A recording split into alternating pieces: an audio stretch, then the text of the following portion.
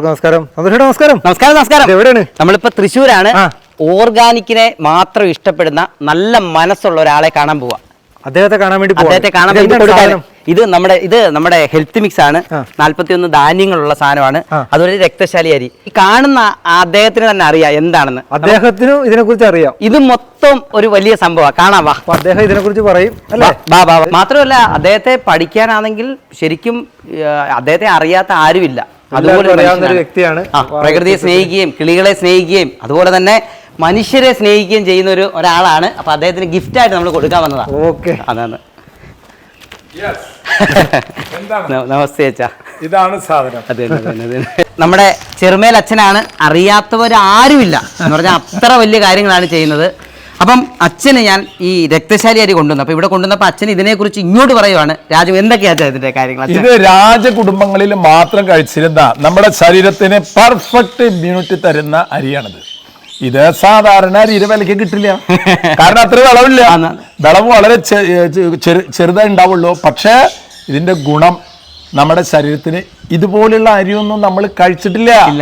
അപ്പൊ ഇതിന്റെ നെല്ലൊക്കെ ശിലാസന്തോഷിന്റെ കയ്യിലുണ്ട്. ഇതിന്റെ വേറൊരു പ്രത്യേകത, ഇത് തവിട് നിർത്തി കുത്തിവെക്കും എന്ന് പറഞ്ഞാൽ 95% തവിട് നിർത്തി കുത്തിവെക്കും. അതുകൊണ്ട് നമുക്ക് ഷുഗറുകാർക്കും കഴിക്കാം. ഇനി അടുത്ത ഈ സംഭവം എന്ന് പറഞ്ഞാൽ ഇത് 41 ധാന്യങ്ങളാണ്. 41 ധാന്യങ്ങൾ എന്ന് പറഞ്ഞാൽ 24 മില്ലറ്റുകളും അതുപോലെ പയറ്, മുതിര, കടല എല്ലാം മുളപ്പിച്ചതുമാണ്. ഇതിന്റെ വലിയൊരു പ്രത്യേകത എന്താണെന്ന് ചോദിച്ചാൽ, നമുക്ക് ഇപ്പം എല്ലാവർക്കും ഭയങ്കര ജോലി തിരക്ക് കാര്യങ്ങളൊക്കെ. ഇപ്പം അച്ഛനൊക്കെ എന്ന് പറഞ്ഞാൽ ഒരു മിനിറ്റ് പോലും അച്ഛന് വെറുതെ ഇരിക്കാൻ പറ്റില്ല. ഈ ചെടികളൊക്കെ കണ്ടാൽ മനസ്സിലാവും. എല്ലാ കാര്യത്തിനും അച്ഛൻ ഭയങ്കരമായിട്ട് നിൽക്കുന്ന ആളാണ്. അപ്പം 1.5 ഗ്ലാസ് വെള്ളത്തിൽ 1 സ്പൂൺ ഇട്ട് ചൂടാക്കി കുറുക്കി മാത്രം കഴിച്ചാൽ മതി. ഒരു നേരത്തെ ആഹാരമായി ഷുഗറുകാർക്ക്, കൊളസ്ട്രോളുകാർക്ക്, വെയിറ്റ് കുറയുന്നവർക്ക്, അതുപോലെ സ്ത്രീകൾക്ക് ഏറ്റവും വലിയ പ്രശ്നമാണ് ഈ മാസമുറ. അത് കൃത്യമായിട്ട് വരികയും ചെയ്യും. കാരണം നമുക്ക് വേണ്ടതല്ല ഇതിനകത്തുണ്ട്. അതായത് നമ്മളിപ്പോൾ കഴിക്കുന്ന ഭക്ഷണ സാധനങ്ങളാണ് നമ്മളെ ക്യാൻസർ രോഗികളാക്കുന്നത്. പലപ്പോഴും ഭക്ഷണ സാധനങ്ങളുടെ മാലിന്യമാണ് പ്രശ്നം. ഇതിപ്പോ ധാന്യങ്ങളാണ്.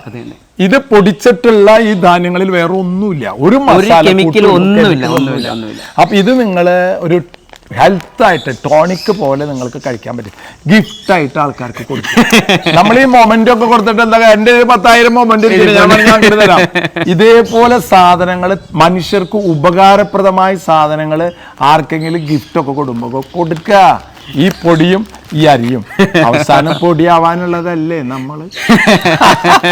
അപ്പോ നല്ല ഭക്ഷണം കഴിക്കാൻ ഒരാൾക്ക് നമ്മളൊരു അവസരം കൊടുത്താൽ അവൻ ഈ ലോകത്തിലൊരു മനുഷ്യ കൊടുക്കുന്ന ഏറ്റവും വലിയ നിധിയാണ് നല്ല ഭക്ഷണം.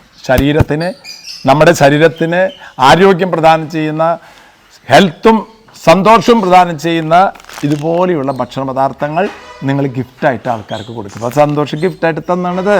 ഇത് ഞാൻ അങ്ങോട്ട് പൊട്ടിച്ചിട്ട് അങ്ങോട്ട് കഴിച്ചിട്ട് മറ്റൊരാൾക്ക് വേണ്ടി കൊടുക്കും. തൃശ്ശൂർ ഭാഷയിൽ തൃശ്ശൂർ ഭാഷയിൽ തന്നെ എന്തുണ്ടെങ്കിൽ ഇത് കഴിക്കടാ.